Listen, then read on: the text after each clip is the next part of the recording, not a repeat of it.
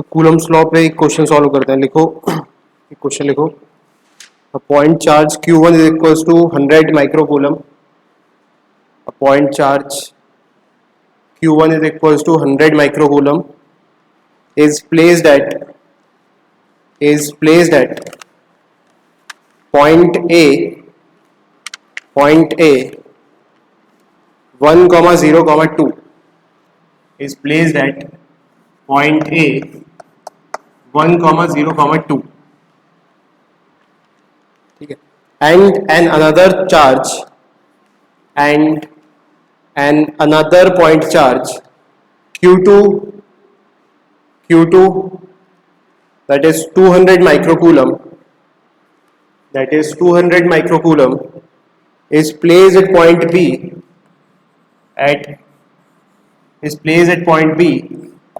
4,4,2. So find force on B due to A. Find force on B due to A.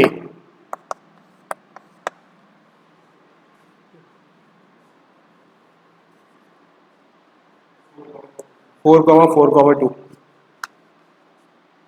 तो force बताना है B पर कितना लगेगा ए की वजह से. तो क्योंकि ये वेक्टोरिकली दिया है, इसके कोऑर्डिनेट्स दिए हुए हैं, इसके भी कोऑर्डिनेट्स दिए हुए हैं, तो हमें फोर्स का मैग्नीट्यूड भी बताना है और डायरेक्शन भी बताना है. ए पर कितना रखा हुआ है, Q1 इज 100 माइक्रोकूलम और बी पर कितना रखा हुआ है, Q2 इज 200 माइक्रोकूलम. तो दोनों पॉजिटिव है तो रिपल करेंगे. तो ए और बी को ज्वाइन करने वाली लाइन ऐसी है कुछ. तो क्या पूछा है, force on B because of A. तो यानी कि फोर्स इस डायरेक्शन में लगेगा. ठीक है. तो इस फोर्स का मैग्नीट्यूड भी बताना है और डायरेक्शन भी बताना है. तो देखो, हमें ए और बी को ज्वाइन करने वाली लाइन का वेक्टर फाइंड कर सकते हैं. तो क्यों ना हम कूलम्स लॉ को वेक्टर फॉर्म में ही लिख लें. ठीक है. तो ये थ्योरी भी कवर कर रहे हैं इससे हम, इस क्वेश्चन से, कि Coulomb's law in vector form. Coulomb's law in vector form बहुत इजी है. तो हमने फोर्स का मैग्नीट्यूड क्या लिखा था, 1/4/ε0 Q1 Q2 upon R square. ठीक है. अच्छा, क्या सिचुएशन थी, Q1 एक पॉइंट चार्ज था, Q2 एक पॉइंट चार्ज था, इन दोनों के बीच का फोर्स लग रहा था, वो इस तरीके से लिख देते थे. इमेजिन करो कि हमने इस वेक्टर को R वेक्टर बोल दिया, R12 बोल दिया, लेट से 1 से 2 की तरफ. ठीक है. या जस्ट R वेक्टर बोल दिया, जस्ट फॉर दस, इसमें 1 और 2 में कंफ्यूजन ना हो, इसलिए जस्ट R वेक्टर बोल दिया. बस ये ध्यान रख लिया कि इस तरफ डायरेक्शन है इसका. अच्छा, अगर दोनों पॉजिटिव है तो Q2 पर R के डायरेक्शन में ही फोर्स लगेगा, in the direction of R. तो इस चीज को हम अगर वेक्टर फॉर्म में लिखना चाहें तो कैसे लिखेंगे, this force must be this constant 1/4/ε0 Q1 Q2 upon R square. ये तो मैग्नीट्यूड हो गया. और डायरेक्शन रिप्रेजेंट करने के लिए यूनिट वेक्टर किस डायरेक्शन में, इस R के डायरेक्शन में, तो R कैप. ये बात समझ में आ रही है.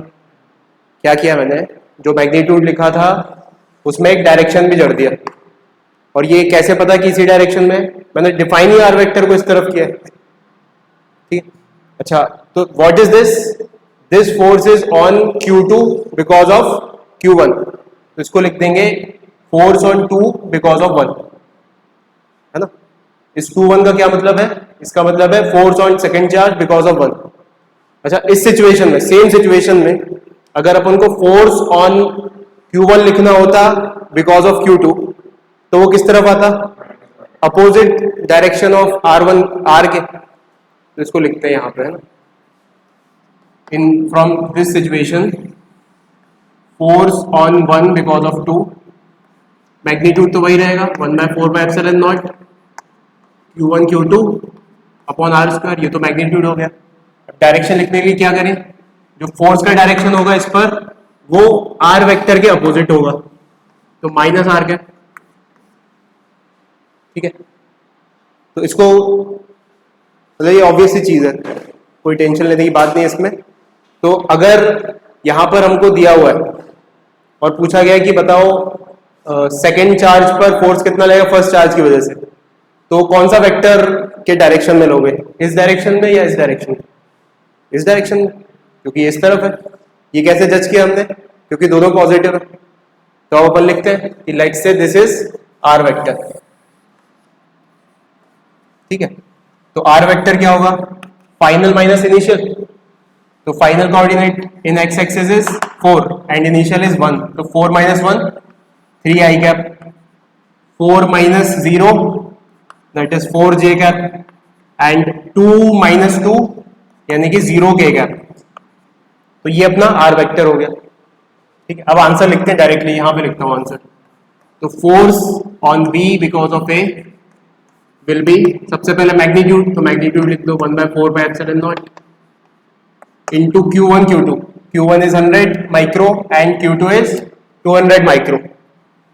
Q1 is 100 micro, Q2 is 200 micro divided by R square. अब R square यानी कि इसके मैग्नीट्यूड का स्क्वायर, तो इसका मैग्नीट्यूड लिख सकते हैं अपन। अगर वेक्टर पता है तो उसका मैग्नीट्यूड आ जाता है 3 square plus 4 square plus 0 square का अंडर रूट, दैट इज 5।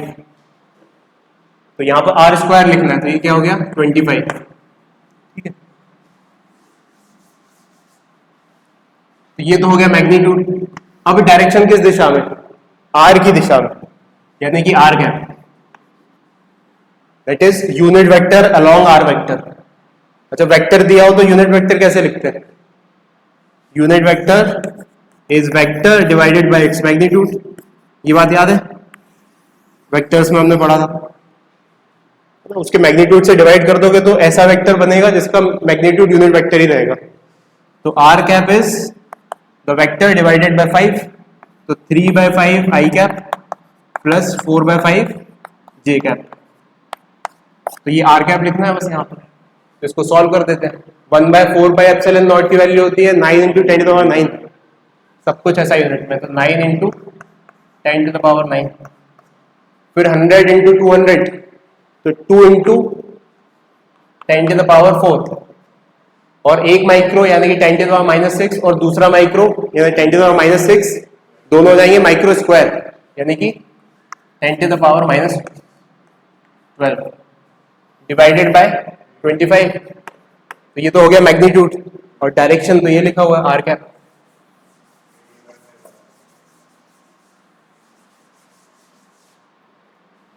ये हो गया 3/5 I cap plus 4/5 J cap. ये आंसर हो गया, ये लिख दिया हमने इतना बड़ा आंसर। और यूनिट क्या होंगी इसकी, सब कुछ ऐसा यूनिट में, तो फोर्स भी ऐसा यूनिट में, दैट इज न्यूटन। लिख दो इसको।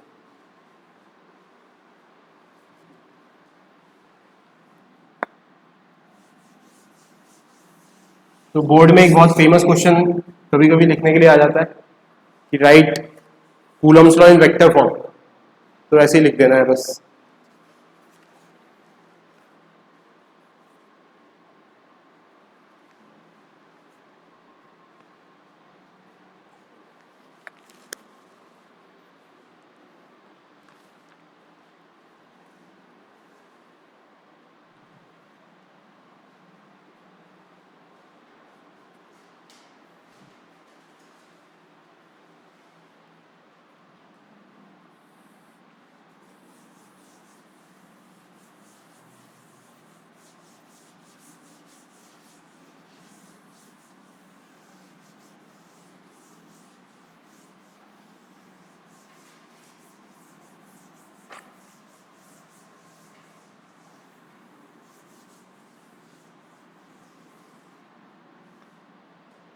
नेक्स्ट क्वेश्चन, ठीक है, तो इसको मैं एक्सप्लेन करता हूं।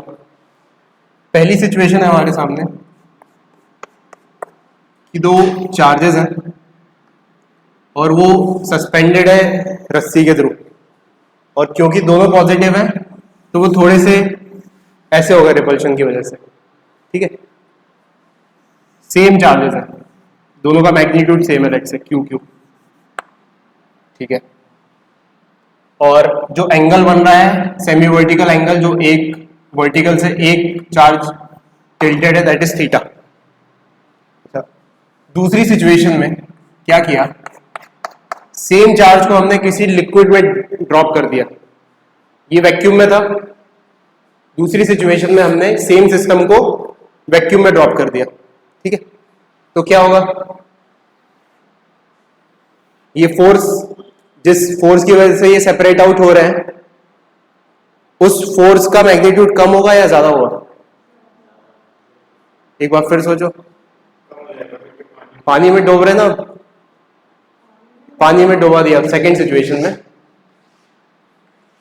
तो क्योंकि अब मीडियम आ गया, तो अपन ने क्या सीखा था कि अगर डाइलेक्ट्रिक या कुछ मीडियम आ जाता है तो फोर्स ढीला हो जाता है, थोड़ा फोर्स का मैग्नीट्यूड कम हो जाता है।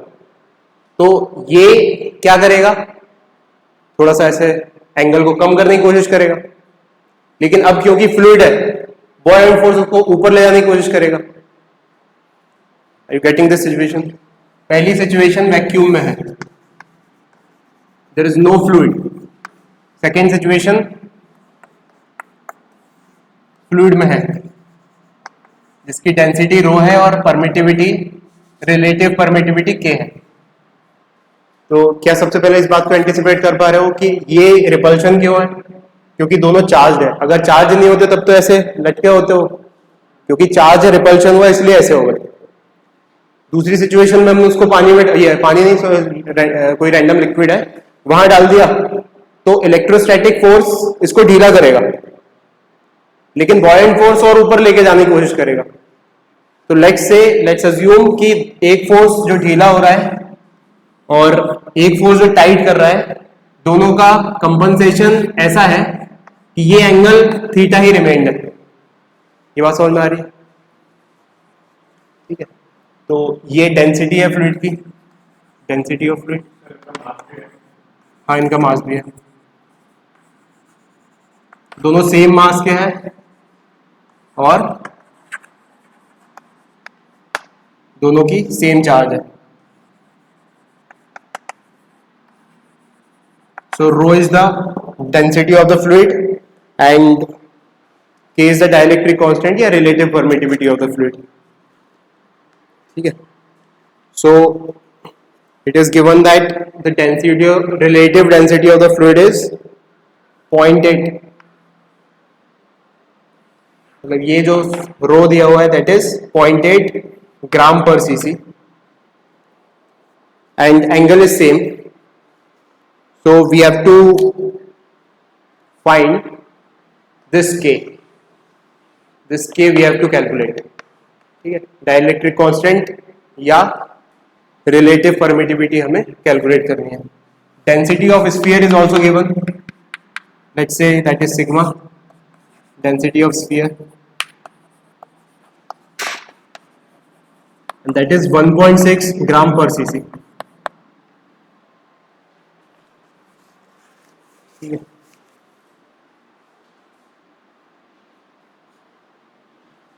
तो इसको कैसे अप्रोच करेंगे, पहले दिमाग में वो बनाने की कोशिश करो, path flow.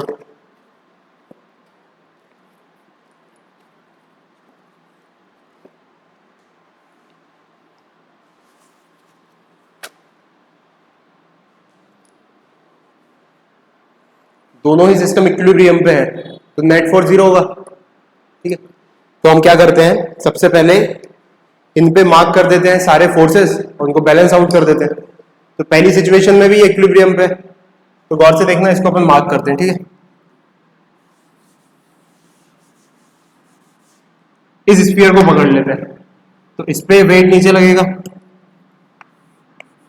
mg, let's say m is the mass of the sphere. ठीक है। टेंशन किधर लगेगी, टेंशन इधर लगेगा। और कौन सा फोर्स लगेगा, इसकी वजह से इलेक्ट्रोस्टैटिक रिपल्शन, वो इधर लगेगा। और कोई फोर्स, इसको Fe बोल देते हैं, Fe for F of electric.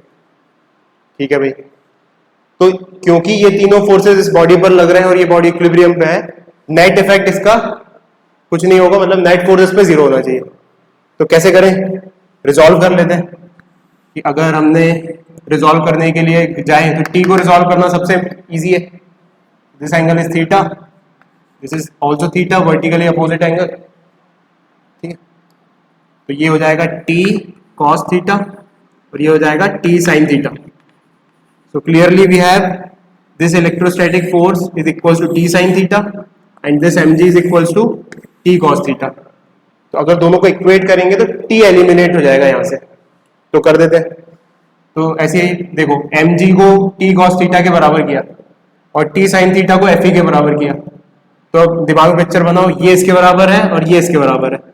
अगर इस इक्वेशन को इससे डिवाइड कर दिया जाए तो राइट हैंड साइड में इसको इससे डिवाइड कर दिया जाएगा। तो T sine theta divided by T cos theta क्या होगा, टेन थीटा। तो डायरेक्ट लिख देता हूँ, ये हो जाएगा टेन थीटा और इधर क्या हो जाएगा, पहले ऊपर न्यूमरेटर में ये रखा है तो इधर भी न्यूमरेटर में ये रखना पड़ेगा, तो F E divided by M G. तो इक्विलिब्रियम की इक्वेशन पहली सिचुएशन से ये बन गई। इसको पूरा लिख के बताऊं, या समझ में आया सिया, ये आया अक्षत? अब देखो, अब इधर इसका एफबीडी बनाते हैं सेकंड सिचुएशन में। तो अब यहां पर क्या होगा, टेंशन सेम रहेगी क्या रस्सी में? नहीं, क्यों, सिचुएशन बदल चुकी है। तो टेंशन को टी डैश बोल देते हैं, है ना। तो लेट्स से the tension here is T dash. अच्छा, एम जी तो वही रहेगा, एम जी से कोई फर्क नहीं पड़ता मीडियम का। अच्छा, इलेक्ट्रोस्टैटिक फोर्स बढ़ जाएगा या घट जाएगा? अगर उधर एफ ई है तो इधर क्या होगा, एफ ई बाई के, डाइलेक्ट्रिक कांस्टेंट टाइम कम हो जाता है, ये सीखा था अपन ने। तो ये हो जाएगा, उसी एफ ई के टर्म्स में लिख देते हैं, एफ ई बाई के, इसी के की वैल्यू फाइंड करनी है हमें, ठीक है। अब आ जाओ एक बार फिर, ये भी इक्विलिब्रियम पे है तो इसको रिजॉल्व कर लेते हैं। तो यहाँ पे भी वही कहानी फिर एक बार, this angle is theta so this is theta. Resolve करेंगे तो ये होगा टी डैश कॉस थीटा और ये होगा T dash sine theta and F E by K is equals to T dash sine theta और M G is equals to T dash cos theta. So this divided by this, तो T dash cut जाएगा, यहाँ से क्या बचेगा, tan theta. इसको हमने इससे डिवाइड किया तो इसको इससे डिवाइड करना पड़ेगा। तो F E by K divided by M G, F E by K divided by M G. अच्छा, अब इसमें गड़बड़ क्या है, एक गड़बड़ है, बॉयंट फोर्स तो हमने कंसीडर ही नहीं किया, फ्लूइड का बॉयंट फोर्स भी तो लगना चाहिए, तो गड़बड़ है। फिर से एक और फोर्स आएगा यहाँ पे ऊपर साइड, कौन सा होगा वो, बॉयंट फोर्स। वो क्या होगा, वो होगा V into rho into G. V is the volume immersed, rho is the density of fluid and g is the acceleration due to gravity। तो ये इक्वेशन गलत है क्योंकि इसमें हमने बॉयंट फोर्स कंसीडर नहीं किया, कर लेते हैं। तो अब क्योंकि इक्विलिब्रियम में है तो ये वाला फोर्स इसके बराबर होगा, तो अच्छे से लिख लेते हैं इसको, T dash sine theta is equals to F E by K, और दूसरी equation V rho G plus T dash cos theta, V rho G plus T dash cos theta is equals to this M G. अब क्या करें, अगर एक तरफ T dash cos theta आ जाए इससे डिवाइड कर देंगे तो फिर टेन थीटा बन जाएगा, तो इसको इस तरफ ले आते हैं। तो यहां से नेक्स्ट स्टेप में क्या लिखा हमने, T dash cos theta is equals to M G minus V rho G, ठीक है। अच्छा, अब इसको इससे डिवाइड कर दिया और इसको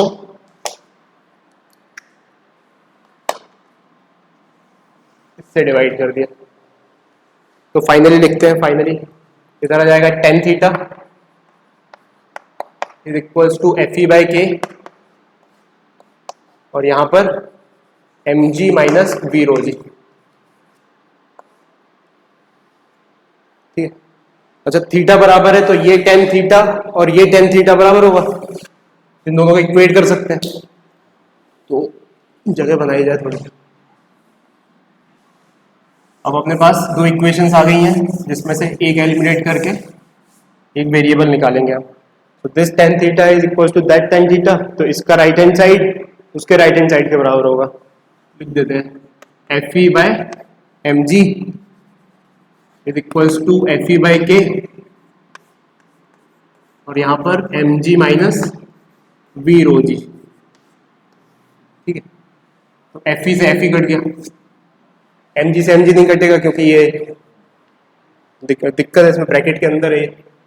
तो के की वैल्यू निकालनी है, तो के इस तरफ पहुंचा देते हैं, ये हो गया K is equals to M G upon M G minus V rho G. ठीक है, अब कैसे सॉल्व करें, बस आंसर आ गया और क्या, इन सब की वैल्यू सब्स्टिट्यूट कर देते हैं।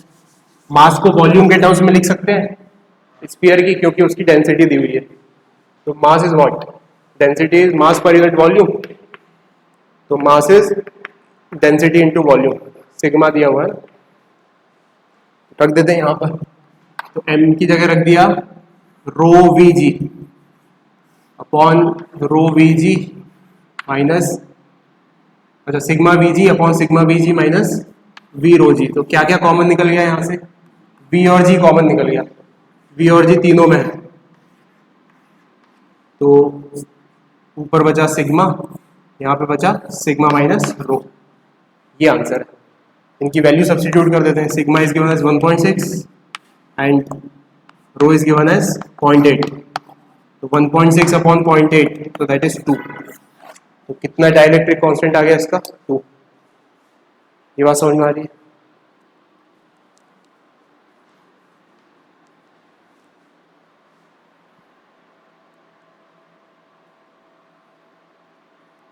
तो हर क्वेश्चन को अपन को पहले तो ऐसे फील करना है। सिग्मा की दी थी 1.6 ग्राम पर सीसी,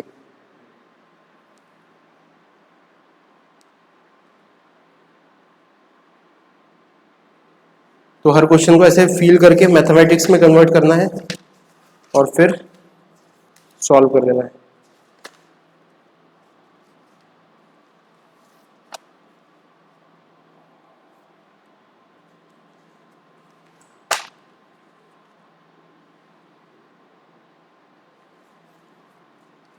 तो कूलम्स लॉ से रिलेटेड कुछ इंपॉर्टेंट पॉइंट लिख लो जो लास्ट क्लास में हमने नहीं लिखे थे। एक पॉइंट लिखो, relative permittivity is dimensionless, relative permittivity is dimensionless quantity and is constant for a given medium, and is constant for a given medium.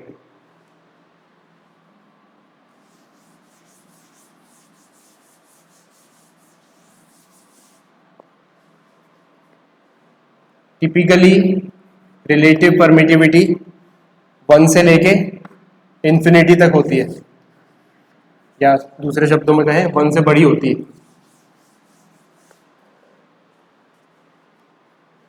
Vacuum के लिए कितनी होगी, दिमाग लगा के बताओ, फॉर वैक्यूम। तो वैक्यूम के लिए परमिटिविटी एब्सोल्यूट परमिटिविटी होती है, तो वो 1 होती है। वाटर के लिए ये 81 होती है, for water it is 81 and for metals it is very high. जो कंडक्टर्स होते हैं उसके लिए रिलेटिव परमिटिविटी बहुत ज़्यादा होती है।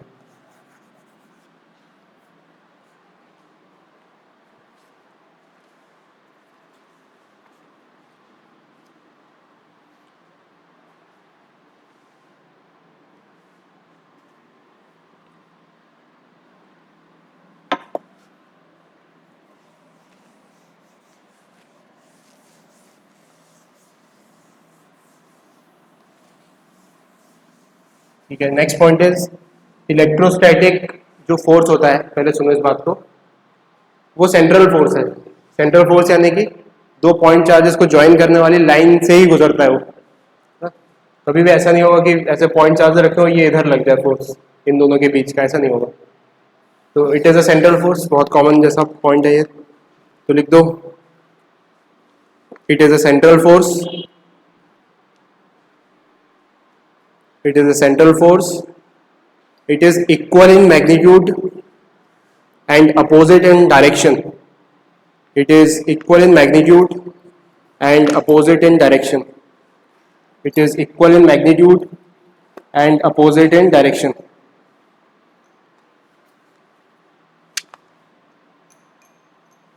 अच्छा, ये फोर्स कंजर्वेटिव फोर्स है।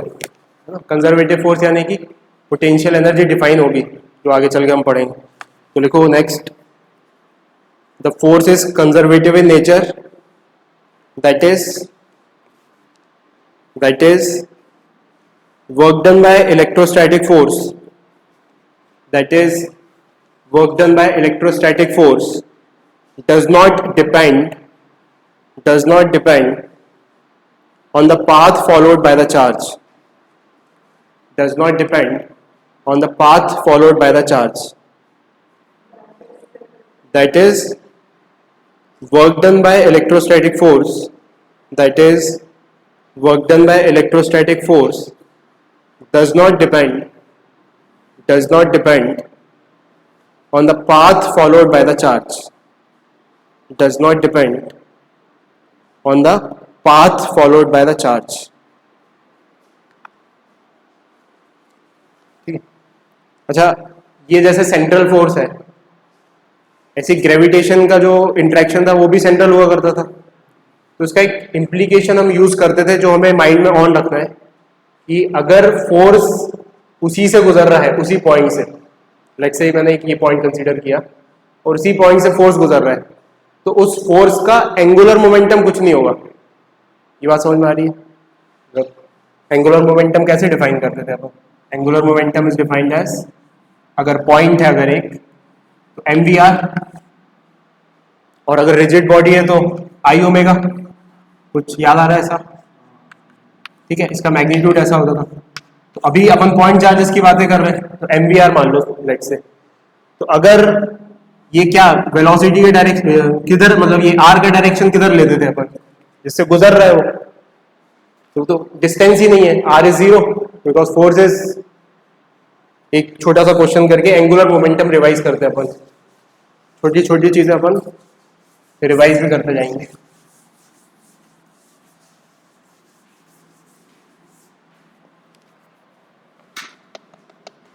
तो लेट्स से एक पॉइंट पार्टिकल है, ये 3 मीटर पर सेकेंड से जा रहा है, ठीक है, और ये एक्सिस सिस्टम है, ठीक, एक्स एक्सिस से पैरेलल है ये।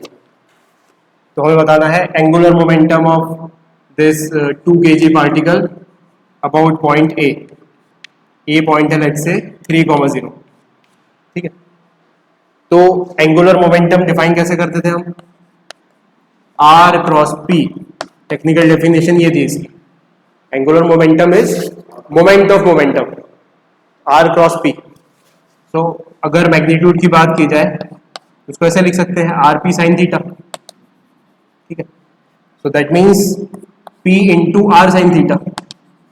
और ये आर साइन थीटा क्या होता था? आर साइन थीटा यानी कि परपेंडिकुलर डिस्टेंस, मोमेंटम के डायरेक्शन से परपेंडिकुलर डिस्टेंस जिस पॉइंट के बाद एंगुलर मोमेंटम फाइंड करना है, ठीक है। तो मोमेंटम का डायरेक्शन किधर है? ये रहा, ये है मोमेंटम का डायरेक्शन। और एंगुलर मोमेंटम किस पॉइंट के अबाउट फाइंड करना है? इस पॉइंट के अबाउट। तो परपेंडिकुलर डिस्टेंस क्या होना चाहिए? ये होना चाहिए।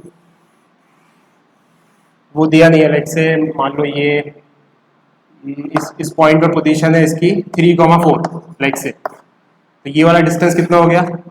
4। तो एंगुलर मोमेंटम क्या लिख देंगे हम? एंगुलर मोमेंटम का मैग्नीट्यूड इज दिस, इसका मोमेंटम 3 इंटू 2, तो 6 मल्टीप्लाइड बाय 4, ये कितना हो गया? 24, ठीक है। और डायरेक्शन कैसे निकालेंगे? अगर डायरेक्शन भी पूछ बैठे कोई, तो आर क्रॉस पी, मोमेंटम का डायरेक्शन इस तरफ है, आर किस तरफ है? आर ये, आर वेक्टर इस तरफ है, तो घुमा लो हाथ, आर क्रॉस पी, ऐसा, आर इस तरफ और पी इस तरफ, यानी कि इनटू द बोर्ड। यही बात समझ में आ रही है? मैं 2-3 इतने एग्जाम्पल कराऊंगा जब तक अपन को समझ में नहीं आए। एंगुलर मोमेंटम अपन सीख के रहेंगे आज, क्या ये समझ में आया? एक भी डाउट जरा भी मेरे को बताओ, मैं इससे और कॉम्प्लेक्स एग्जांपल लूंगा फिर तो सब क्लियर हो जाएगा। ये मैंने कैसे डिसाइड किया कि अंदर ही जा रहा है? देखो एंगुलर मोमेंटम का ये बात समझ में आई, आर क्रॉस पी, ये तो डेफिनेशन है, इसमें समझना क्या है। Angular momentum is moment of momentum, तो जैसे torque is moment of force तो आर क्रॉस एफ होता था, तो angular momentum is moment of momentum तो आर क्रॉस पी।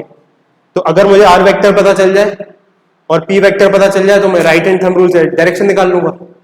तो अब पी वेक्टर तो ये पता चल गया, कोई दिक्कत नहीं। अब ये आर वेक्टर क्या होता है? आर वेक्टर यानी कि मोमेंटम का ये पॉइंट पार्टिकल यहां पर है, इसके लिए बेस पॉइंट कहां देखे अपन, जहां पे एंगुलर मोमेंटम फाइंड करना है, तो बेस पॉइंट ये है, तो इस पार्टिकल का डायरेक्शन ऐसा हो गया, तो इसलिए दिस इज आर वेक्टर। आ रहा है समझ? तो राइट हैंड थंब रूल लगा दिया, आर वेक्टर इधर, पी वेक्टर इधर, आर क्रॉस पी, तो अंदर साइड हो गया, क्रॉस मतलब अंदर साइड। ये समझ में आया? अच्छा, ये मैं अभी जो डेफिनेशन बता रहा हूं this is valid for point particle. अगर रिजिड बॉडी हो जाएगी तो फिर आई ओमेगा लगाना पड़ता है, वो भी अपन समझ लेंगे। ठीक है, एक और एग्जांपल,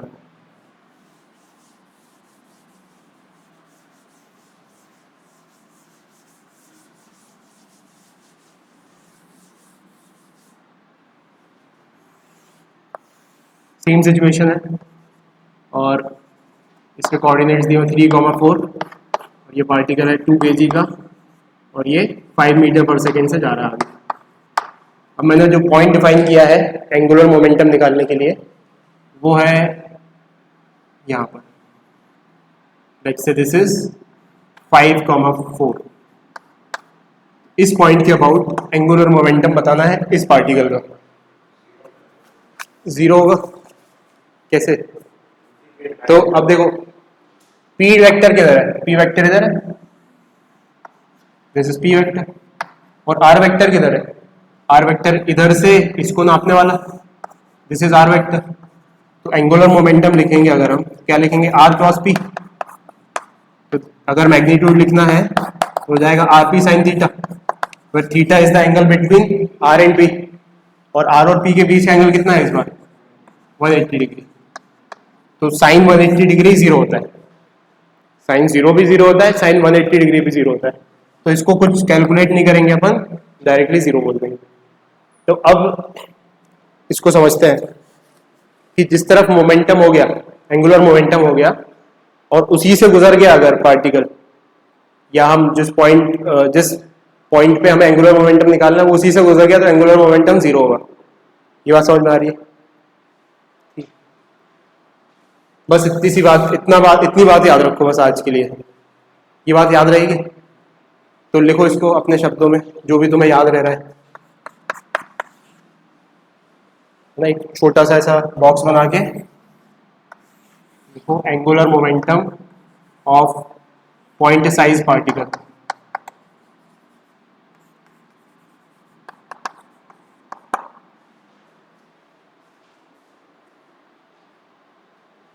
थोड़े से अपन ऑफ टॉपिक जा रहे हैं but it is necessary to remember this.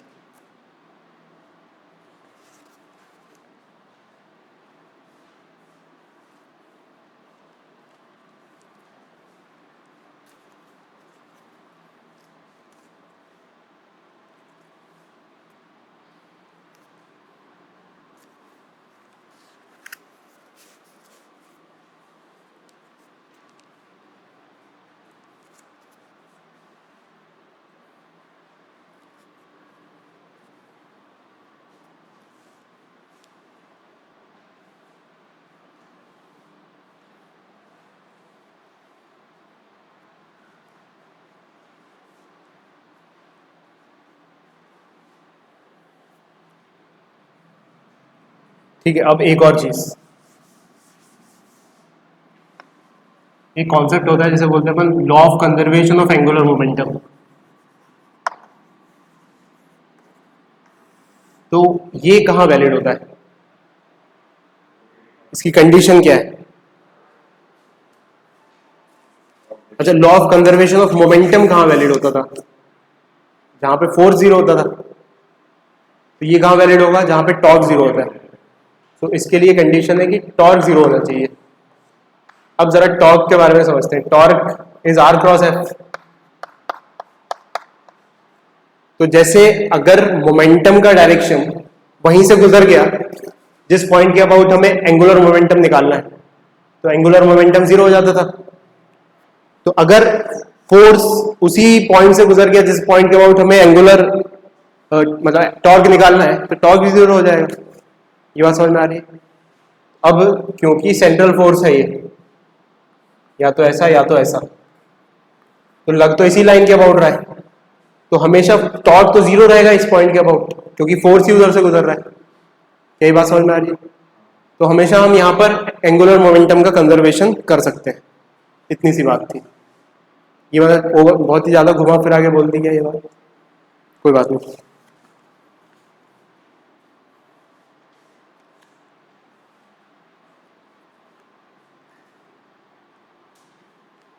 तो लिख दो इस बात को अच्छे से आप कि since the force is a central force, since the force is a central force, since the force is a central force, comma, in the absence of any other external force, in the absence of any other external force, angular momentum of one particle, angular momentum of one particle with respect to the other particle, with respect to the other particle is conserved in a two particle system. Angular momentum of one particle with respect to the other particle is conserved in a two particle system, in a two particle system. इस point पर star mark करो, मतलब ये important point है, बहुत obvious है, लेकिन revise करते टाइम इसको हम अच्छे से रिवाइज करेंगे।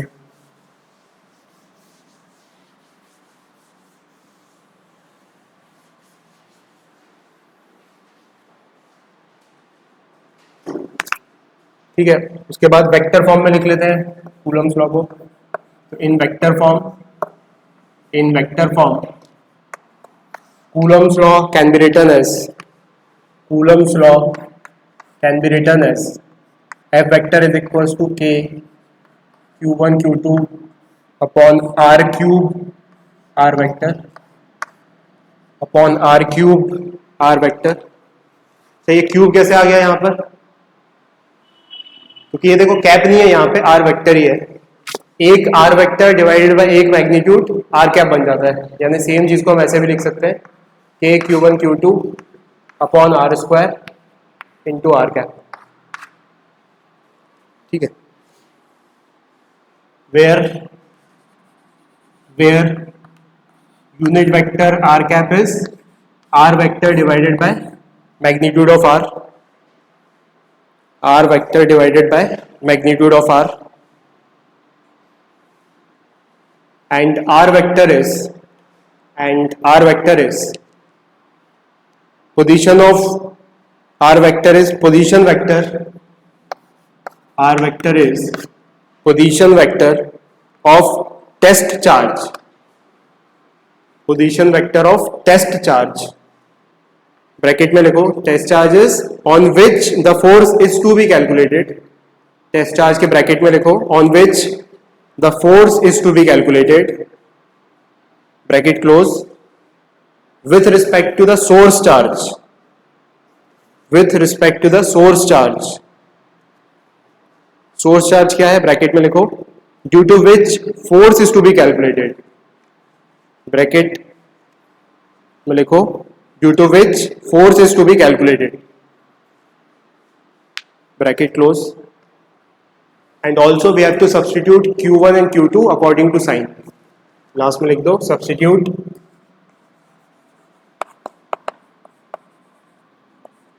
Q1 and Q2 according to sign.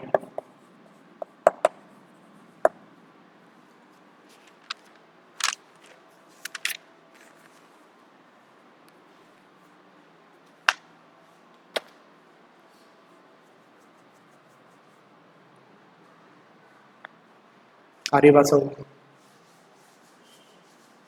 तो अभी हमने एकदम सिंपलेस्ट केस पढ़ा है दो चार्जेस के इंटरेक्शन के बीच में. Coulomb's law is valid only for point charges, और केवल दो पॉइंट चार्जेस के बीच का इंटरेक्शन बताता है. व्हाट इफ तीन चार्ज आ जाए? तो हम अपनी अंडरस्टैंडिंग को एक्सटेंड करते हैं. तो let's say this is Q1, this is Q2, this is Q3, and for the simplest case let's say all three are positive. तो इन दो का इंटरेक्शन बता सकते हैं अपन कि अगर इन दोनों को ही कंसीडर करें तो फोर्स इसकी वजह से इधर लगेगा, let's say that is F on 1 because of 2, और इस पर फोर्स इधर लगेगा 1 की वजह से F ऑन 1 बिकॉज ऑफ 2, नहीं F ऑफ 2 बिकॉज ऑफ 1. ठीक है. अच्छा, ये हमने लिखा है उन दोनों के इंटरेक्शन की वजह से. व्हाट इफ तीसरा चार्ज भी हो? कोई बात नहीं, इन दोनों फोर्सेस, इन दोनों की वजह से एक भी फोर्स जनरेट हो रहा होगा, तो वो किधर होगा? इस पर इस तरफ फोर्स लगेगा इसकी वजह से, that is F on 2 because of 1, और इस पर उसकी वजह से फोर्स लगेगा इधर F on 3 because of 1. Similarly 1 और 3 का भी इंटरेक्शन होगा, तो F ऑफ 3 बिकॉज ऑफ 1 इधर लगेगा और F ऑफ 1 बिकॉज ऑफ 3 इधर लगेगा. तो अब तुम्हारा सिंपलेस्ट इंट्यूशन जो कह रहा है वही करेंगे हम यहाँ पर, कि अगर नेट फोर्स कैलकुलेट करना है इस पर तो क्या करें? इन दोनों फोर्सेस का वेक्टर सम ले लो. नेट फोर्स इस पर कैलकुलेट करना है तो इन दोनों का वेक्टर सम ले लो. तो इस सिंपल सी चीज को क्या बोलते हैं अपन? Principle of superposition. कि अगर हमें दो से ज्यादा चार्जेस के बीच में इंटरेक्शन देखना है तो केवल दो को पकड़ो एट अ टाइम, उनके बीच में इंटरेक्शन देखो, फिर अगले दो पेयर को पकड़ो, फिर अगले दो पेयर को पकड़ो, सबके बीच में इंडिविजुअली इंटरेक्शन देख लो, और जो फोर्सेस आ जाए एक पर्टिकुलर पर उसका वेक्टर सम ले लो तो नेट फोर्स आ जाएगा. ये बात समझ में आ रही है? तो this is called principle of superposition. तो लिखो principle of superposition. Principle of superposition.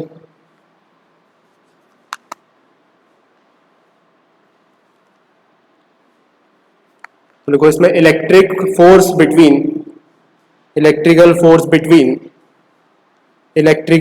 Between two point charges, electrical force between 2 point charges is independent of presence or absence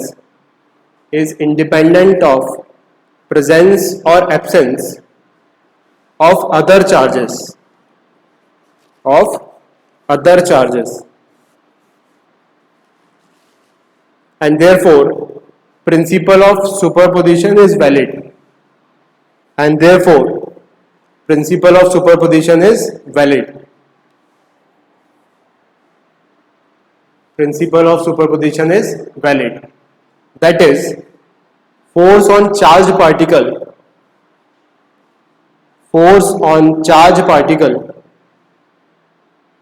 due to number of point charges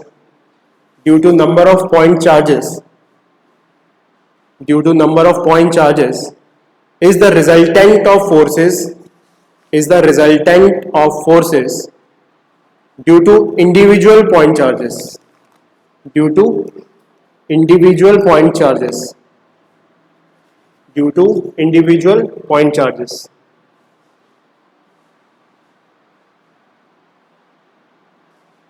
ये F on 2 because of 3 होना चाहिए. तो next कहाँ पर? Because of 2. तो अगर इस पर हम नेट फोर्स निकालना है Q2 पर, तो क्या करना है? जो भी इंडिविजुअल फोर्सेस हैं उनका वेक्टर सम निकालना.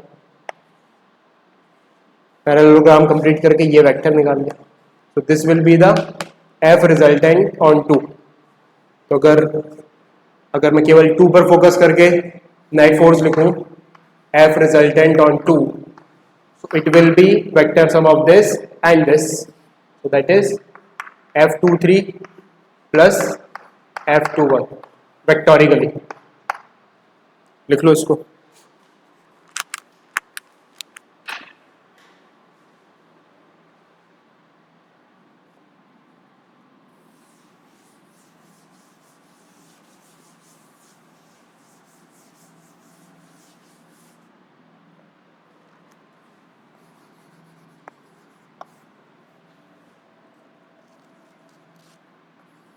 तो एक क्वेश्चन सॉल्व करो.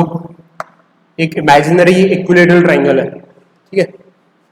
उसके वर्टाइसेस पर 3 चार्जेस रखे हुए हैं.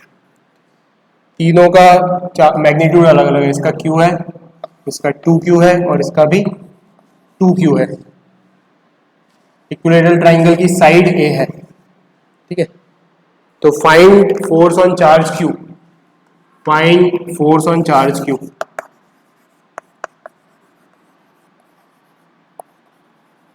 Find force on charge Q. Q force पर चार्ज बताना है.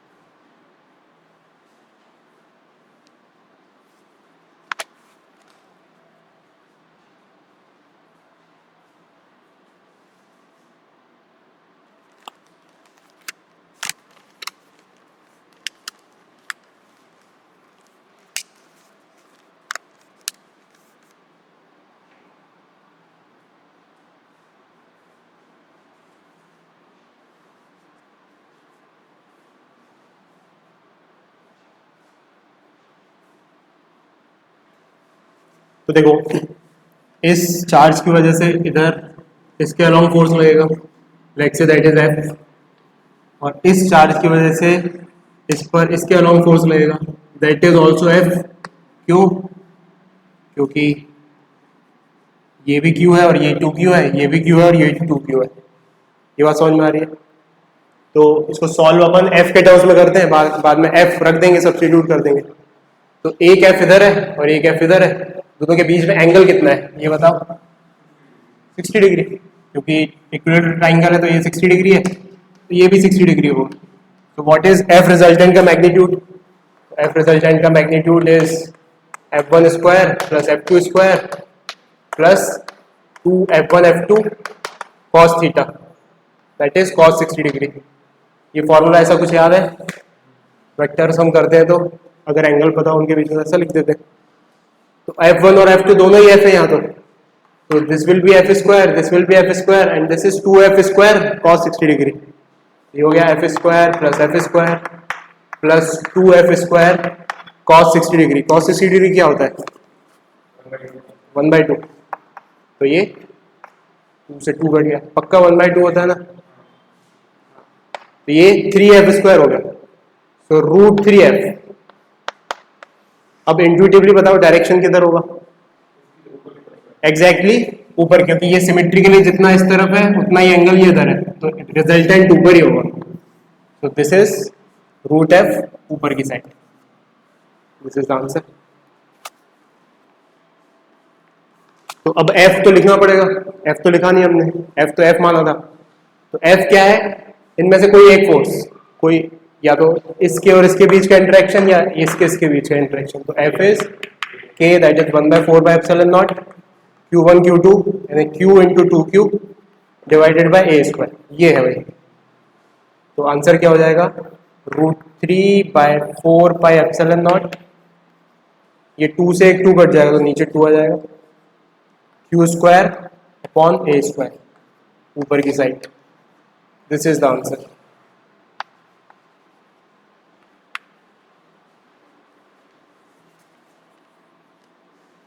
आ गई बात समझ में? अब नेक्स्ट क्वेश्चन पे आ जाओ। नेक्स्ट क्वेश्चन लिखो।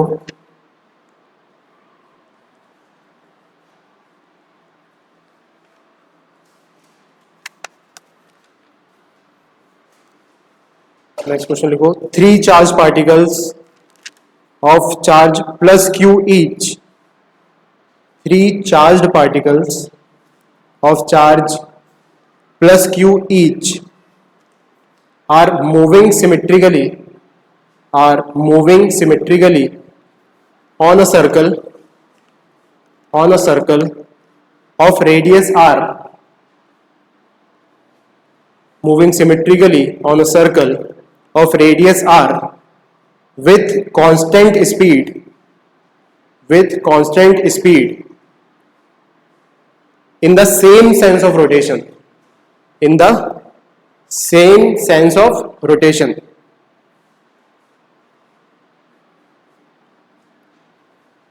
mass of each charge is m,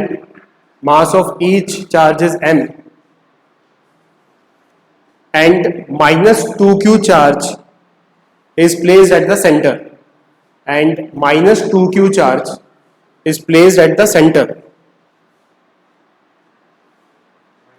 -2q charge is placed at the center. So find the speed of the charges. Find the speed of the charges.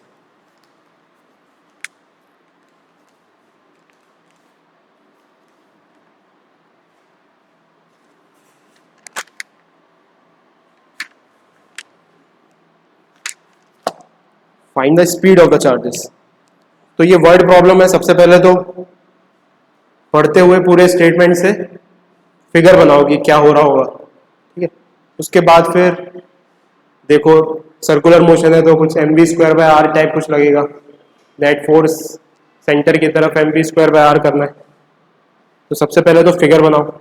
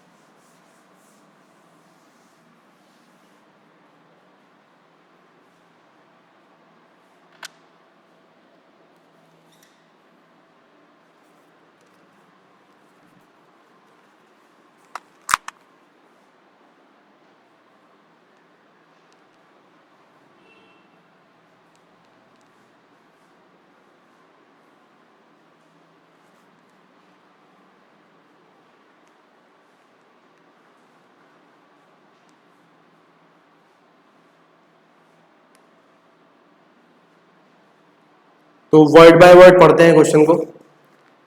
तो pay attention according with me. तो लिखा है 3 charge particles of charge plus Q. सबसे पहले दिमाग में picture बनी कि 3 प्लस क्यू के चार्जेस हैं, ठीक है। Are moving symmetrically on a circle. Symmetrically का क्या मतलब है यहाँ पर? अच्छा, जैसे फॉर एग्जांपल ये सर्कल है और 3 मैंने ऐसे मार्क कर दिए, तो क्या ये सिमेट्रिकली है? नहीं। सिमेट्रिकली मतलब एक यहाँ तो एक यहाँ, यानी कि अगर सेंटर से एक लाइन जोड़ी जाए तो ये भी 120 आएगा, ये भी 120 आएगा, ये भी 120 आएगा। तो सबसे पहली इंफॉर्मेशन मिली हमें कि सर्कल में मूव कर रहे हैं और सिमेट्रिकली मूव कर रहे हैं, कि लेट्स से एक यहाँ पर है तो एक यहाँ पर होगा और एक यहाँ पर होगा, ठीक है। फिर क्या लिखा हुआ है? विथ रेडियस आर, यानी कि रेडियस आर। फिर लिखा हुआ है विथ कांस्टेंट स्पीड, सबकी स्पीड कांस्टेंट है। In same sense of rotation, same sense of rotation यानी कि ये इधर जा रहा है तो ये भी इधर जा रहा है, ये इधर। अगर क्लॉकवाइज चल रहा है तो तीनों क्लॉकवाइज चल रहा है, अगर एंटी क्लॉकवाइज तो तीनों anti clockwise. Let's say clockwise मान लिया हमने, तो सबकी सेम स्पीड है, यानी वी मार्क कर दिया। ठीक है, इसके बाद लिखा हुआ है mass of every charges m, इन सभी का मास m है, तो चार्ज प्लस q है और मास m है। और फिर क्या लिखा हुआ है, -2q is place at the centre, तो -2q यहां पर रखा हुआ है सेंटर पर। अब हमें बताना है कि what is the speed v calculate करनी है। अब मुझे सोचो मतलब कि अप्रोच क्या होगा, तो क्या करना है यहाँ पर। तो सर्कुलर मोशन में यानी सेंट्रीपिटल एक्सीलरेशन लग रहा होगा, तो किसी एक पर फोकस करो, इस पर फोकस कर रियल लाइट से, ठीक है। तो अगर इस पर फोकस कर लिया हमने, तो इस पर नेट फोर्स अगर अपन लिखेंगे तो किस तरफ आना चाहिए, सेंटर की तरफ, ठीक है। और वो जो सेंटर की तरफ नेट फोर्स आएगा दैट विल बी mv²/r, तो वहां से कुछ बात बन जाएगी, ठीक है। तो इस पे नेट फोर्स निकालने के लिए हमें इसका एफबीडी बनाना पड़ेगा। तो एक लाइन इसको ज्वाइन कर रही है, एक इसको ज्वाइन कर रही है, तो इसकी वजह से लगने वाला एक इंटरेक्शन इधर होगा, that is F, let's say F बोल देते हैं उसे, और इसकी वजह से लगने वाला भी एफ इधर होगा, क्योंकि मैग्नीट्यूड बराबर रहेगा, ये भी क्यू क्यू है और ये भी क्यू क्यू है। आई बात समझ में? अच्छा, ये इसे खींच रहा होगा क्योंकि ये नेगेटिव है, तो एक इधर लग रहा होगा, वो कितना होगा, तो इस एफ की चलो वैल्यू लिखते हैं। तो व्हाट्स दैट, के क्यू स्क्वायर अपॉन यहां से यहां तक का डिस्टेंस का स्क्वायर, लेट से दिस इज ए, तो ए स्क्वायर, ये एफ भी वही है, ये वाला इसको बोल देते हैं F1, तो F1 क्या होगा, F1 होगा के 2q square upon R square. ये बात समझ में आ रही है? तो F1 और इनका जो इंटरेक्शन है इफेक्टिवली उधर हो रहा होगा, ठीक है। तो सबसे पहले ए और आर में रिलेशन देखते हैं, क्योंकि आर तो दिया नहीं हमें, तो कैसे देखें, वो बचपन में सर्कल पढ़े थे कुछ कुछ, उससे देख लेते हैं कि ये है अपना ए और यहाँ पे सेंटर है, तो ये आर है, ये भी आर है, और ये वाला एंगल कितना है 120 डिग्री, क्योंकि सिमेट्रिक है, तो आधा कितना होगा 60 डिग्री। तो अब बहुत ही आसान हो गया, ये 90 डिग्री है, ट्रिग्नोमेट्री लगा लो, cos 60 degree is this is a/2, यहाँ से यहाँ तक, तो sin 60 degree is a/2 divided by r, तो √3/2 is equals to a/2 divided by r। यह समझ में सिंपल, इसमें कुछ नहीं। तो फिर a क्या हो गया, a हो गया 2 से 2 बेटा √3r, तो इसको लिख देते हैं r के टर्म्स में, क्योंकि r दिया है क्वेश्चन में, के Q square a is √3r that is 3r square, तो इसको f बोला है हमने, दिस वाज आवर f। तो f1 क्या होगा, f1 होगा, चलो इसको f/3 बोल, चल ठीक है, f/3 बोल, मतलब this/3 है ये, समझना।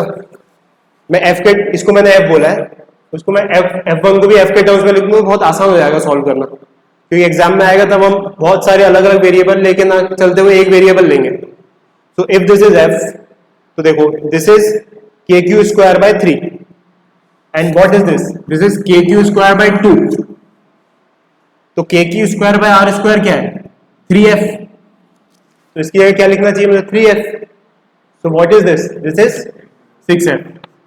ये बात समझ में आ रही है, Siya, this is kq²/r²/3 is f, तो kq²/r² इज 3f, तो f1 is 2 into this thing, and this thing is 3f, तो 6f।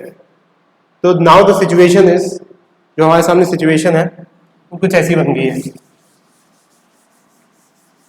जो नेट फोर्स है उसको लिखते हैं अपन यहाँ पर, तो 6f लग रहा है इधर सेंटर की तरफ, और इधर लग रहा है एक f और इधर लग रहा है एक f। अच्छा, इन दोनों के बीच का अगर एंगल पता चल जाए 60 डिग्री होना चाहिए, श्योर, तो देख लेते हैं। तो ये भाई 60 डिग्री है, बिल्कुल है, तो ये भी 60 डिग्री होगा, ठीक है।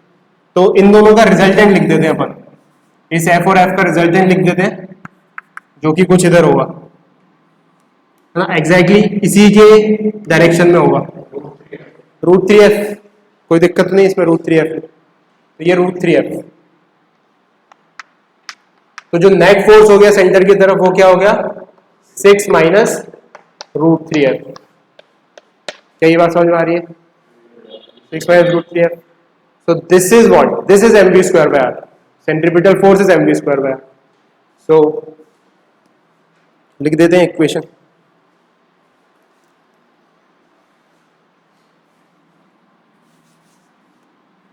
Six minus √3f is equals to mv square by r। ठीक है, f की वैल्यू पता ही हमें ये, तो v की वैल्यू आ जाएगी, तो ये लिख देते हैं 6 minus √3f, f is K Q square upon 3r square is equals to mv square by r। तो एक r से एक r कट गया, बस v निकल के आ जाएगा। यहाँ लिख देता हूँ, तो देखना सही लिखा है कि नहीं। v 6 माइनस √3, तो 6/3 को लिख सकते हैं अपन 2, और √3/3 को लिख सकते हैं 1/√3, तो 1/√3। ये तो जस्ट इसका हिसाब हुआ। फिर के क्यू स्क्वायर, के क्यू स्क्वायर, फिर डिवाइडेड बाय एक r, फिर डिवाइडेड बाय m, फिर डिवाइडेड बाय m। ये v स्क्वायर है, तो v इसका भी अंडर रूट होगा। तो दिस इज द आंसर।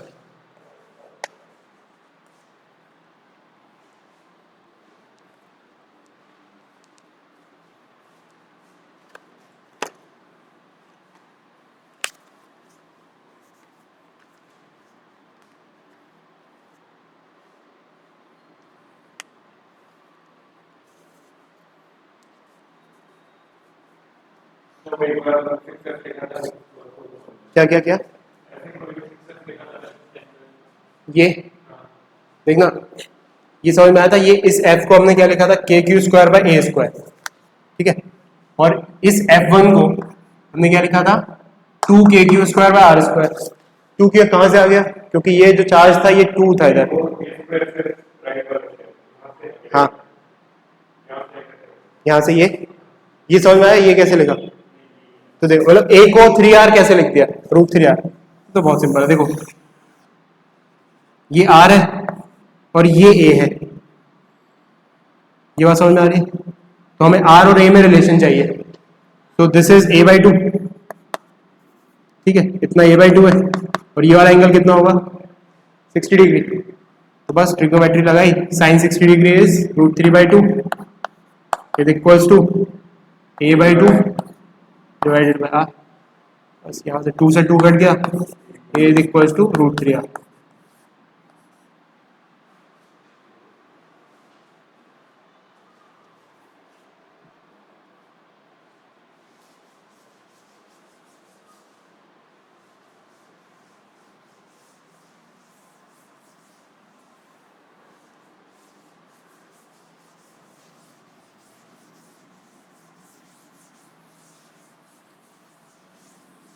ठीक है, अच्छा अब अपने दिमाग में एक क्यूब इमेजिन करो। नेक्स्ट क्वेश्चन पे आ जाते हैं अपन। नेक्स्ट सिचुएशन है, imagine a cube in your brain, और क्यूब में कितने वर्टाइसेस होते हैं, 8 होते हैं। तो 8 पे चार्जेस रख दो, Q Q Q Q Q Q Q same, और किसी एक वर्टाइसिस पर जो चार्ज रखा हुआ है, वर्टेक्स पर जो चार्ज रखा हुआ है, उस पर हमें फोर्स निकालना है, नेट फोर्स। सिचुएशन समझ में आ रही है? देयर इज अ क्यूब, ये जो रूम है ये क्यूब की तरह है, हर पर एक वो रखा हुआ है, क्या रखा हुआ है, चार्ज रखा हुआ है, और हमें बताना है कि भाई एक पर्टिकुलर चार्ज पर नेट फोर्स कितना लगेगा। ठीक, this is the question.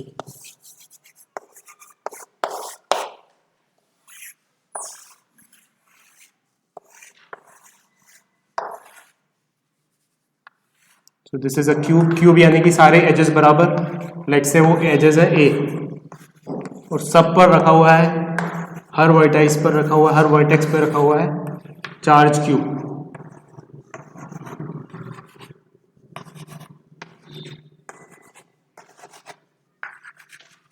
So we have to find net force on any one of them, मतलब सब पे बराबर होगा बाय सिमेट्री। मैं इस बात को एंटिसिपेट कर पा रहा हूँ।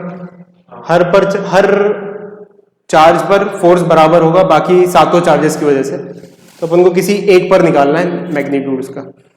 तो what should be the right approach, visualization या मैथमेटिक्स?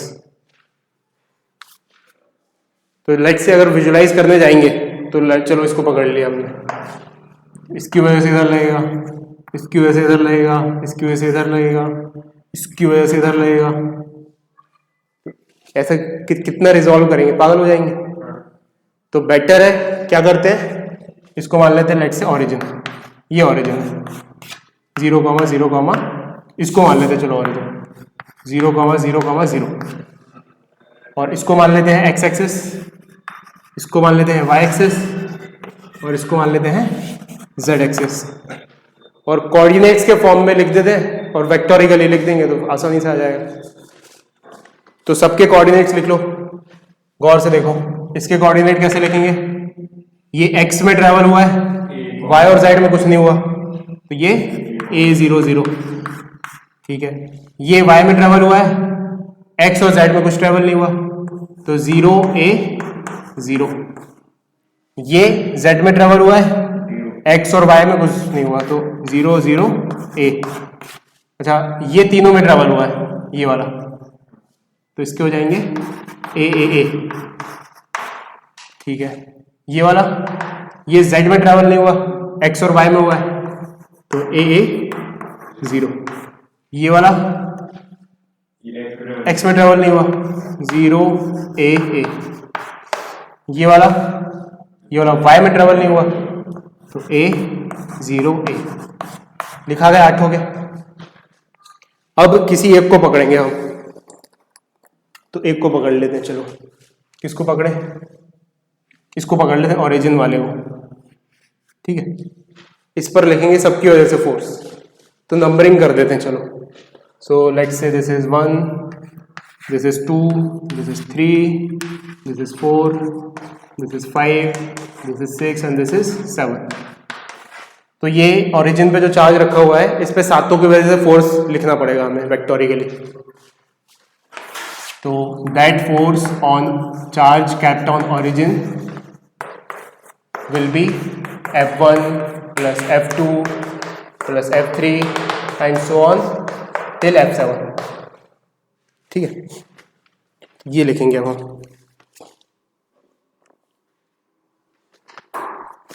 तो लिखते हैं F1 बताओ स्टेप बाय स्टेप। तो F1 यानी कि ओरिजिन पे पड़ने वाला, ओरिजिन पे रखा हुआ चार्ज पे लगने वाला फोर्स इस वाले चार्ज की वजह से। तो कैसे लिखें, अभी दिमाग बिल्कुल नहीं लगाएंगे, मैथ्स की तरह लिखेंगे, क्योंकि दिमाग लगाएंगे तो फिर हो सकता है, दिमाग मतलब कि अगर विजुलाइज करेंगे तो हो सकता है कुछ गड़बड़ हो जाए रिजॉल्व करने में। मैथमेटिकली लिखेंगे, वेक्टोरिकली। तो इधर पे थोड़ा सा साइड में लिखो कि वेक्टोरिकली हम कैसे लिखते थे वेक्टर में इलेक्ट्रोस्टैटिक वाला force, k q1 q2 upon r², और यहाँ पे r कैप लिख देते थे, ठीक है। या r³ कर दो तो यहाँ r वेक्टर लिख देते थे। तो देखो k q1 q2 तो सेम है सब में, ये वाली चीज तो हर फोर्स में सेम है, ठीक है। r में डिफरेंस है, क्यों डिफरेंस है, क्योंकि ये फोर्स a दूरी पर है, ये वाला भी a दूरी पर है, बट ये a√3 पर है, ये a√2 पर है। तो r लिखते टाइम हमें थोड़ा कॉन्शियस रहना पड़ेगा। और r vector final minus initial vector, तो वो तो उसकी तरफ, ओरिजिन की तरफ ही लिखना है। जैसे अगर 1 और 0 का कॉम्बिनेशन देखे तो ये r वेक्टर होगा, what that will be 0 - 0 i cap, 0 - 0 j cap, 0 - a cap. दूसरे का देखे तो इस तरफ होगा, मतलब कि दिस माइनस दिस करना है। ये बात समझ में आ रही है? तो अब पेशेंटली लिखना शुरू करते हैं। तो पहला वाला लिखते हैं। तो पहले वाले में k को रख लो पकड़ के बाहर, कोई दिक्कत नहीं है, वो तो सभी में सेम है। q1 q2 दोनों ही q है, वो तो सभी में सेम है, तो q² भी बाहर लिख लो। अब ये r अलग अलग है, ठीक है। तो 1/r³, यहाँ पे 1/r³ क्या आएगा, पहले वाले में 1/r³ आएगा, ये a है तो a³, और वेक्टर क्या आएगा, वेक्टर आएगा दिस माइनस दिस, यानी कि minus a j cap, minus a k cap in fact.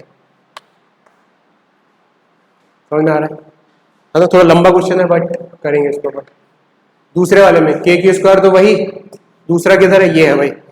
कितनी दूरी पर है इससे? ये ए रूट टू की दूरी पर है। ए रूट टू है ना, देखो क्यूब का एक साइड का डायगोनल क्या होगा? ए रूट टू। ये हो जाएगा ए रूट टू का क्यूब। और ऊपर क्या लिखना है हमें? वेक्टर।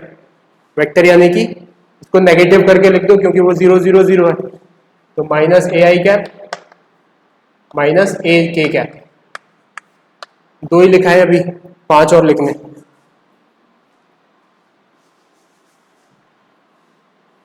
तीसरे पे फोकस किया। ये कितनी दूरी पर है? ए की दूरी पर है, ठीक है। तो 1 बाय ए क्यूब। और वेक्टर क्या लिखना है? इसका पकड़ के negative, so that is minus A I cap. फिर F4 पर आ जाते हैं। F4 यानी कि ये कितनी दूरी पर है उससे? ए रूट टू। ये हो गया 1 बाय ए रूट टू का क्यूब। और ऊपर आएगा ये वाला वेक्टर यानी कि इसका negative, so that is minus A I cap minus A J cap. 4 तक पहुंच गए, 3 और। फिफ्थ ए दूरी पर है तो अपॉन में ए क्यूब। और 0 ए 0 यानी कि minus A J cap. Fifth तक पहुंच चुके हैं। सिक्स्थ भी ए रूट टू की दूरी पर है, तो ये हो गया 1 अपॉन ए रूट टू का क्यूब। और वेक्टर ये क्या? ए और ए यानी कि minus A J cap minus A K cap. फिर फाइनली सेवंथ इज ए। और ये कितनी दूरी पर है? अब ये बताओ। ये मतलब उधर से ये वाला, तो ये सबसे longest diagonal A root three. ये कितने पे? ए रूट थ्री का क्यूब। और ए है तो वेक्टर होगा minus A I cap minus A J cap minus A K cap. So this will be the answer.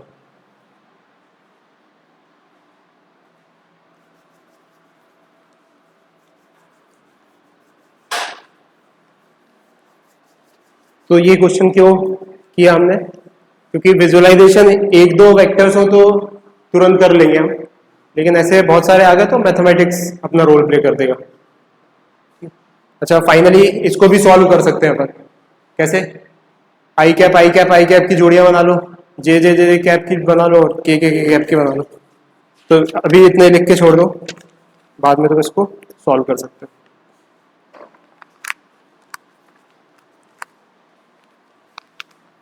ठीक है, अब एक नेक्स्ट क्वेश्चन हम देखते हैं जिसमें पॉइंट चार्ज नहीं है बट एक लाइन चार्ज है।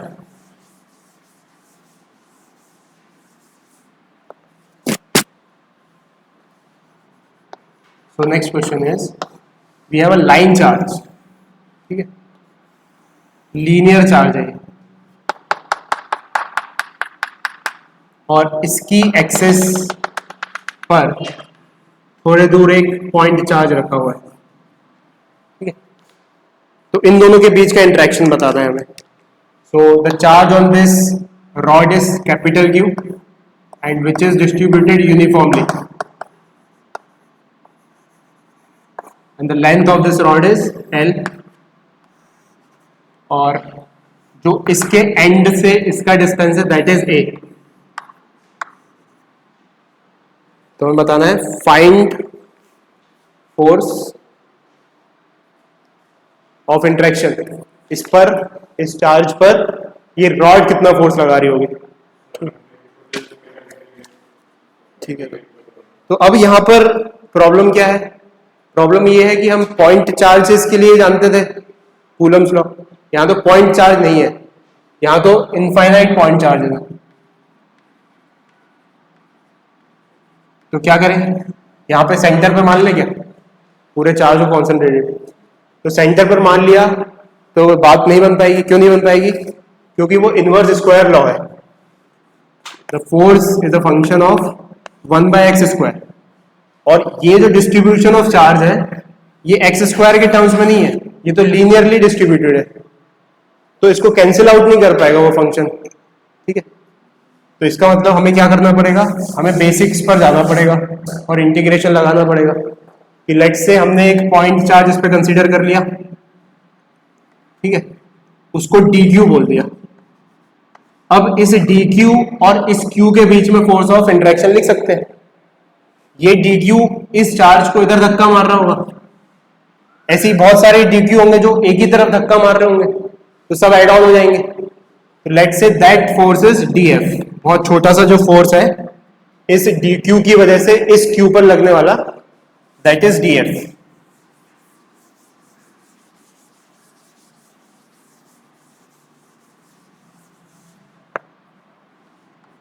ठीक है, तो इस df का एक्सप्रेशन लिख सकते हैं क्योंकि अब ये dq भी पॉइंट चार्ज है और ये q भी पॉइंट चार्ज है, तो इस df का एक्सप्रेशन लिख देते हैं।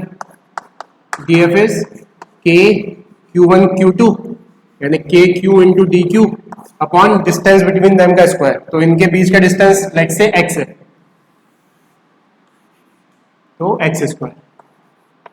ठीक है, यहां तक समझ में आया। तो वेरिएबल क्या है इस इक्वेशन में, इस इक्वेशन में dq वेरिएबल है और x वेरिएबल है, इन्हें एक ही वेरिएबल में लाना पड़ेगा तभी हम इंटीग्रेट कर पाएंगे। या तो dq और x में कोई रिलेशन मिल जाए, या तो x और dq में कोई रिलेशन मिल जाए, मतलब या तो हम dq को x के टर्म्स में रिप्रेजेंट कर दें या तो x को q के टर्म्स में रिप्रेजेंट कर दें। तो अब देखते हैं x क्या है, तो x ये है, तो dx क्या होगा, dx will be the small change in x। अगर लीनियरली x ऐसे आ रहा है तो dx इज नथिंग बट जितनी लेंथ में ये dq है that is dx, so this is dx। ये बात समझ में आ रही है।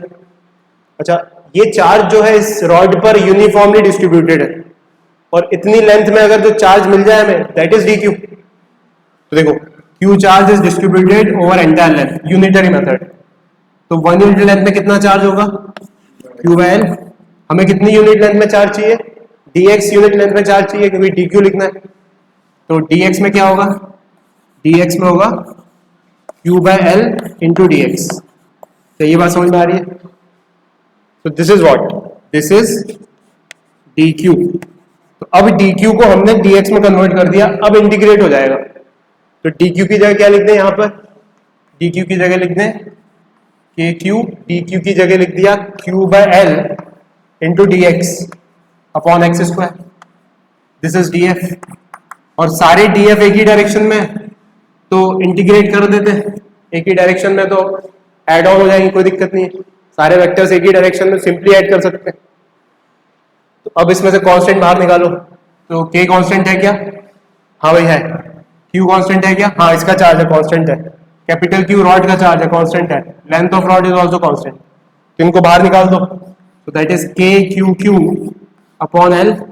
इंटीग्रेशन के अंदर क्या बचा, dq/x स्क्वायर, तो x की पावर -2 dx ये बचा। अब कोई दिक्कत नहीं है, this integration is entirely in x, hence we can solve it. अच्छा, x की लिमिट्स लगानी पड़ेंगी, x कहां से शुरू हुआ है, x यहां से शुरू हुआ है, लेकिन चार्ज कहां से शुरू हुआ है, चार्ज तो यहां जो इसका इंटरेक्शन लगा रहा है वो चार्ज तो यहां से शुरू हुआ है, तो x की लिमिट्स कहां से होंगी, x की लिमिट होंगी a से लेके a प्लस एल तक। ये बात समझ में आ रही है। चार्ज जो रॉड का चार्ज है वो x की किस वैल्यू से शुरू हुआ है, x की a वैल्यू से शुरू हुआ है, यहाँ पे x इक्वल टू a है, यहां से शुरू हुआ है और कहां तक चला है, x is equal to a plus L तक। तो लिमिट्स क्या होंगी, लिमिट्स होंगी x इक्वल टू a से लेके x equal to a plus L. तो लिमिट्स क्या लगाएंगे यहाँ पे, a से लेके a प्लस एल। ये बात समझ में आ रही है। अब इसके बाद बस सॉल्व करना है उसे, तो यहाँ पे मैं सॉल्व कर देता हूँ। So that integration of df is let's say total force f, so f is kq by l। Integration के अंदर x की पावर -2 है, तो क्या होगा x की power -2 plus 1 divided by -2 plus 1। ये बात पता है, ये बात पता है ना, जो भी पावर है x की पावर n, तो n plus 1 divided by n plus 1 हो जाता है। लिमिट्स कहां से कहां तक, a से लेके a प्लस l। इसको सॉल्व कर देते हैं, कर दो। ये हो गया अपने पास के क्यू क्यू बाय एल,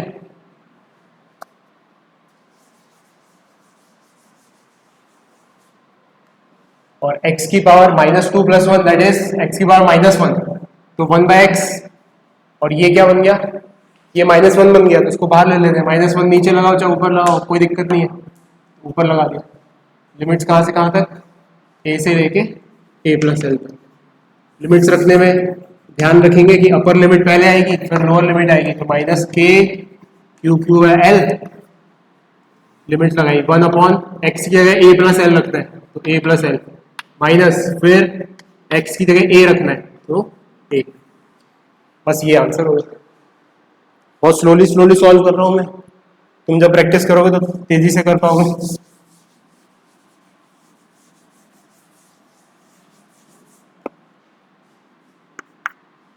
तो इस माइनस को एडजस्ट करने के लिए इधर प्लस कर देते, इधर माइनस कर देते, तो ये हो गया अपने पास 1/a - 1/a + l, और k∗q/l सॉल्व कर लिया। a + l माइनस है तो ऊपर जस्ट l बचा, ठीक है, और नीचे बचा a × a + l, और इधर k∗q/l, एक l से एक l कट गया, so finally the answer is k∗q/a × a + l। This is the final answer.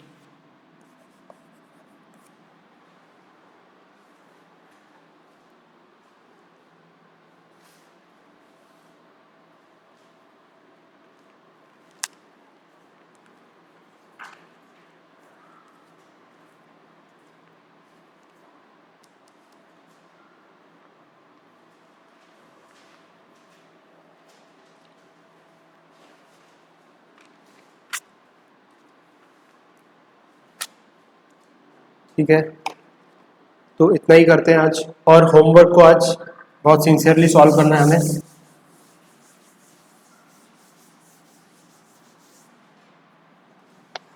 Homework लिखो, कूलॉम्स लॉ से रिलेटेड जो भी एक्सरसाइज है,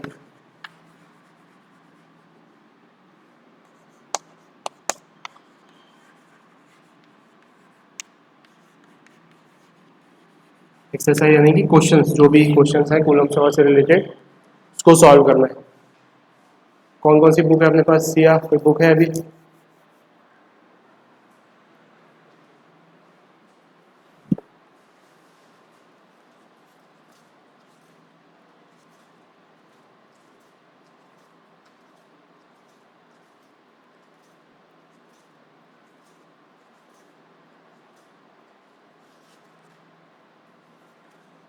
मैं एक दूंगा प्रैक्टिस मटेरियल जिसमें कूलम्स लॉ से क्वेश्चन होंगे, तुम्हारे पास है?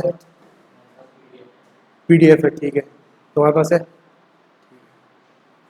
तो ये सॉल्व करना है और फिर नेक्स्ट क्लास में अपन कंटिन्यू करेंगे।